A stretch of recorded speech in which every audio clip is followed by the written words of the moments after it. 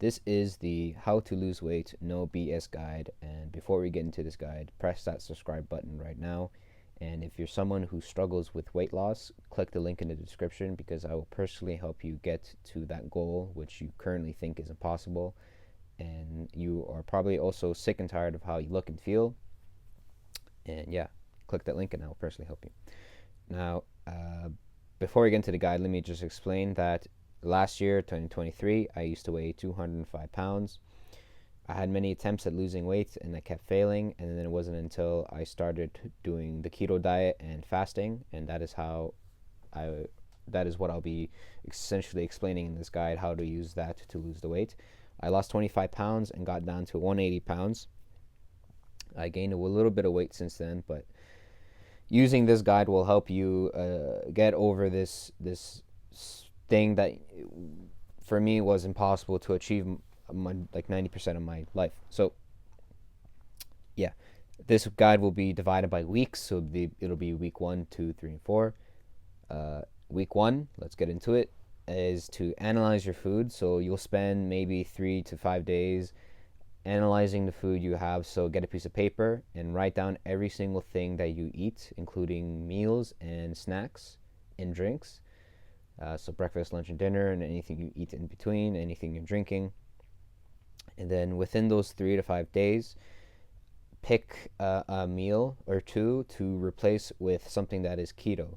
So your breakfast, lunch, and dinner, you can, whatever you feel like, you can replace all 3, but whatever's easier for you. You can replace breakfast or lunch or dinner with something that's keto. And that'll be for week 1. Week 2, have all your meals be something that is keto, breakfast, lunch, and dinner. And reduce the amount of meals you're having to 3. So based on what you analyzed on week 1, you're having more than 3 meals, maybe 4 or 5 or 6. The max meals you can have now is 3. And also you can't have any snacks in between and no sugary drinks or anything like that. So just water, anything that's keto friendly, and 3 meals, and coffee. For coffee or tea, whatever you have, don't put milk because milk has sugar. You can put cream. You can Google what kind of cream is good for coffee for keto. Yeah, so that's week 2. Week 3, you will start implementing intermittent fasting. Now, what that means is only eating within a certain window of time during a day, whether it's a 4-hour, 5-hour, or 6-hour window. Have your meals within that window. So let me break it down for you. So basically, let's say you sleep for 8 hours. So you have 24 hours a day minus the 8 hours that you're sleeping. That gives you 16 hours of being awake, essentially. Now, if you have a 4-hour window, let's use that as an example, you will minus the 16 hours by 4, and that'll give you 12 hours. That will be 12 hours of the day where you're fasting, where you're not eating, and yeah, you're fasting. And that isn't including the 8 hours that you're sleeping, which also you're fasting. So it's 12 hours of the day fasting plus 8 hours of sleeping, or however many hours you get of sleep, but that's the point. And the whole idea is, while you're fasting and while doing the keto diet, your body will be in a state of ketosis. And let me explain what doing that, or what happens in that situation. So your body will be in a state of ketosis due to the keto diet. Your body will produce a chemical known as ketones, which help your body burn the body fat and use that for energy, hence the weight loss. And yeah, that's the whole concept. So doing that window intermittent fasting is very effective for the keto diet. It's one thing just to live your day-to-day life, having breakfast, lunch, and dinner, and it's keto. It might help for some people, but it might dramatically help speed up the process for some other people, as it did for me, by doing intermittent fasting. So this is week 3. So at this point, you should be picking a window of eating Let me give you some examples. So you can skip breakfast, and then you can eat within a 4 to 6 hour window, sometime in the middle of the day, and have lunch and dinner, and then rinse and repeat. Or you can wake up, and if you can't fast in the morning, you need food. You can have breakfast, and then wait a couple whatever hours, and have food again within a window. Essentially, have that window closer to the morning. But I do recommend having the window closer to the evening, as in the morning, when fasting, it helps you be more productive and helps you have a clearer mind when doing tasks. Now, yeah, you should be doing that. I find intermittent fasting with 3 meals is a little bit too much, because to have 3 meals within a 4 hour window could be a little bit too much, or 6 hour window, whatever you picked. Again, the less food you have is better for your process of losing the weight. It'll eat, because even if you're eating food that's keto, as soon as you eat, it'll slow down the burning process of the fat. Even if it's healthy, not that much, but still doesn't hurt to limit to 2 meals. And yeah, so have a window. All meals are keto. No sugar, no carbs, no sugary drinks. You can have water. You can have coffee, black coffee, or coffee with I think I use half and half cream or something, or I don't remember. It's a keto friendly cream. Week 4, if you really want to push yourself and speed up the process of losing weight and get crazy results.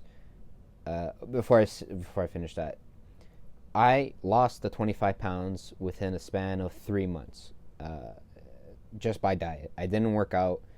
The most physical activity I did was walking for like 8 hours. And there's a whole thing about that, where if you do something such as walking, or walking on a treadmill on an inclined thing, that type of cardio helps boost fat loss. So I was combining that with my weight loss. Now, what I did to push the boundary, or the whatever past like what was holding me back from losing weight, was what I call prolonged fasting, or essentially fasting, where I would spend I wouldn't do intermittent fasting. I would spend a whole day fasting, whether it be a day or two. The most I did was 3 days. I fasted for 3 days, and within those 3 days, I lost a lot of weight. And I was already deep into ketosis. I already lost a lot of weight from prior times, so I already entered that state, already in the process of losing weight. So I lost a lot of weight from those 3 days of fasting, and that's essentially what it is. It's you can stop at week 3, but week 4 is something optional if you feel like you need to push. Now, take this with caution. Do your research. I'm not liable for whatever mistakes you made. Do this at your own risk, but make sure when you're fasting to be hydrated. Have electrolytes that have no sugar, and you can still have coffee when you're fasting. Caffeine helps suppress the hunger, actually, so that helped. You can still get away with having cream in your coffee. It's not too much to the point where it's gonna affect your keto state and fasting. But yeah, you can do this. You can spend that like a week doing intermittent fasting, whatever, and then you go one day where you fast, and then you continue the next day with your intermittent fasting, and do it like every other day. Or you can do intermittent fasting, whatever, and then spend 2 days fasting, and then continue intermittent fasting. Whatever you feel comfortable with, it's up to you.